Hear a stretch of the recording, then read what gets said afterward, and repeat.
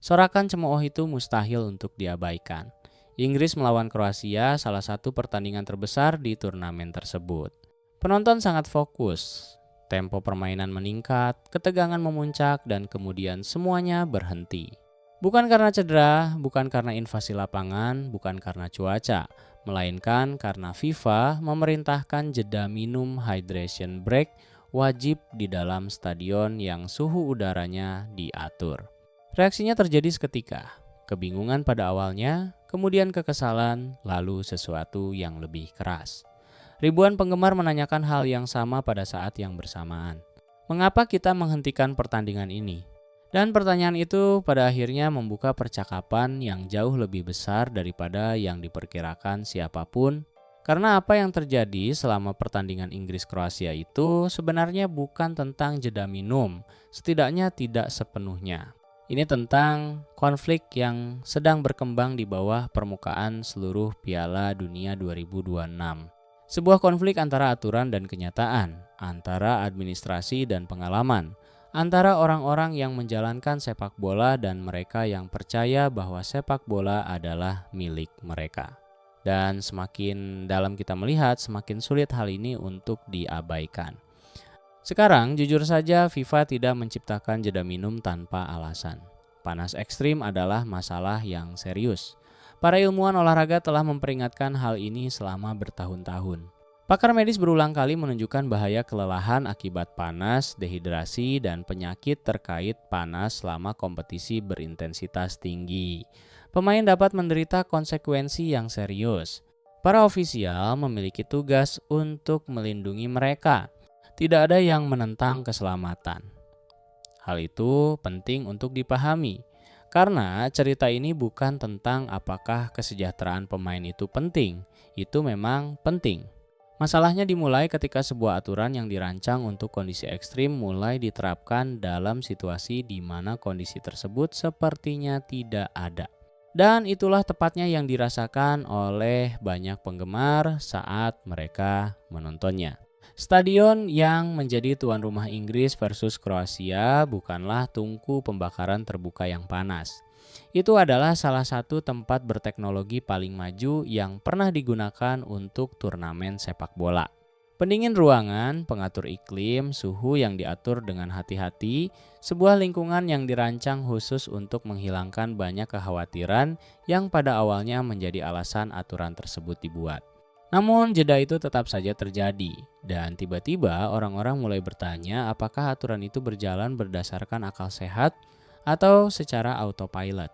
Karena penggemar sepak bola dapat menoleransi hampir semua hal asalkan itu masuk akal. Apa yang sulit mereka terima adalah perasaan bahwa sebenarnya tidak ada yang melihat situasi di depan mereka. Bahwa keputusan dibuat di tempat lain, jauh dari sana, terlepas dari konteks, terlepas dari kenyataan. Dan begitu perasaan itu mulai menyebar, setiap keputusan diperiksa secara berbeda. Setiap gangguan terasa lebih besar, setiap penjelasan terasa lebih lemah. Setiap pernyataan resmi menarik lebih banyak skeptisisme. Kemudian muncul pengamatan tidak nyaman lainnya. Selama jeda ini, permainan terhenti. Kamera tetap merekam. Siaran terus berlanjut. Iklan tetap berharga. Eksposur komersial tetap berharga. Dan hampir seketika orang-orang mulai mengajukan pertanyaan yang mungkin tidak ingin ditanyakan oleh FIFA. Apakah ini murni tentang keselamatan? Apakah ini sebagian tentang visibilitas sponsor? Apakah ini menciptakan ruang komersial tambahan di dalam pertandingan? Apakah sepak bola diinterupsi hanya karena alasan medis? Atau apakah kepentingan bisnis diam-diam telah menjadi bagian dari persamaan tersebut? Sekarang, tidak ada bukti bahwa jeda minum diciptakan sebagai peluang iklan. Itu adalah argumen sanggahan terkuat. Alasan kesehatannya nyata, ilmu pengetahuannya ada, risikonya ada. Namun masalahnya bukan pada apa yang bisa dibuktikan orang. Masalahnya adalah apa yang semakin dicurigai orang, karena kepercayaan beroperasi secara berbeda. Begitu para pendukung mulai mempertanyakan motivasi, setiap tindakan menjadi lebih sulit untuk dipertahankan. Dan disinilah ceritanya berhenti menjadi sekadar tentang jeda 3 menit dalam pertandingan sepak bola. Karena Inggris versus Kroasia bukanlah insiden yang terisolasi. Itu hanyalah momen yang memusatkan perhatian pada pola yang jauh lebih besar. Sebuah pola yang melibatkan identitas, tradisi, sejarah, dan siapa yang berhak memutuskan akan seperti apa sepak bola seharusnya. Kontroversi jeda minum menciptakan rasa frustrasi. Kontroversi seragam menciptakan sesuatu yang lebih dalam. Karena di sekitar turnamen yang sama, mulai muncul diskusi mengenai simbol nasional, referensi sejarah, dan elemen desain yang dianggap oleh banyak pendukung sebagai bagian dari identitas sepak bola mereka.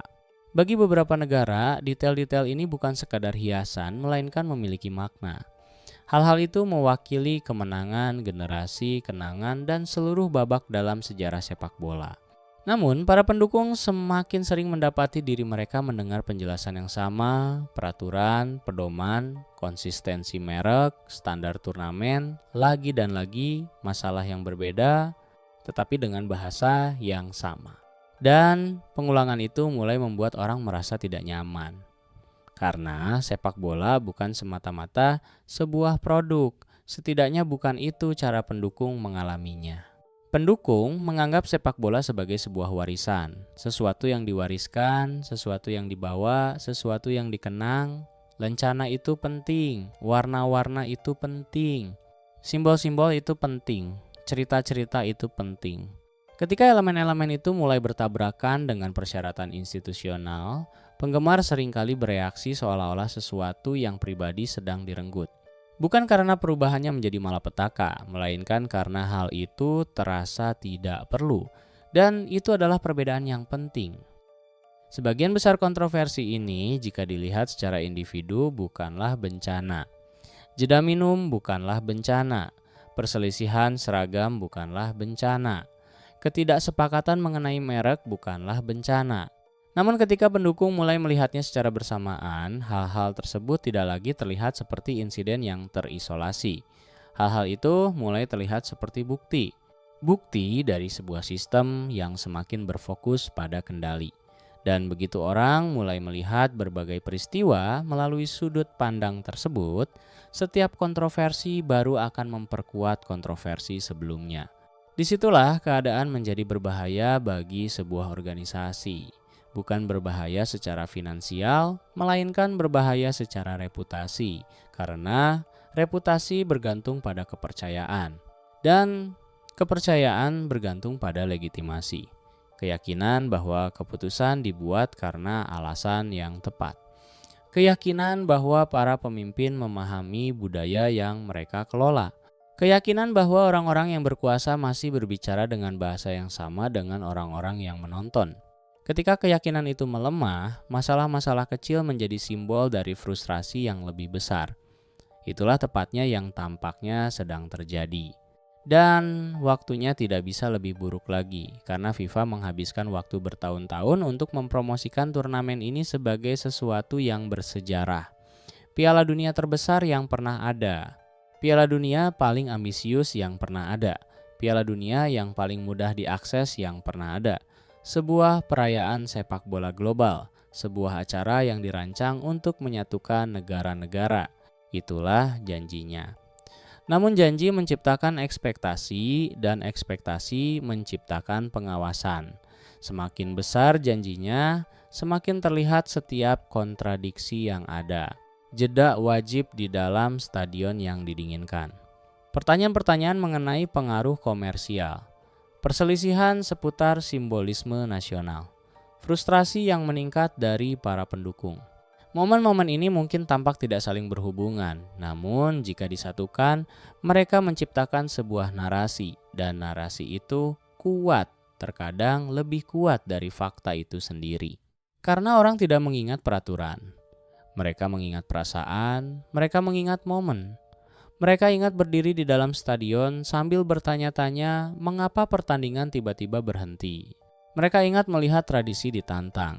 Mereka ingat merasa diabaikan. Dan disitulah situasi menjadi jauh lebih sulit untuk dikelola oleh FIFA. Karena peraturan bisa ditulis ulang, kebijakan bisa diperbarui. Pernyataan bisa dirilis, namun memperbaiki kepercayaan jauh lebih rumit. Terutama ketika pendukung mulai percaya bahwa keputusan dibuat di dalam ruangan yang tidak akan pernah bisa mereka masuki. Ruangan yang tidak akan pernah bisa mereka pengaruhi. Ruangan yang tidak akan pernah bisa mereka pahami sepenuhnya. Persepsi itu mungkin adil, mungkin juga tidak adil. Namun bagaimanapun juga, persepsi memiliki konsekuensi. Dan mungkin itulah bagian yang paling menarik dari keseluruhan cerita ini.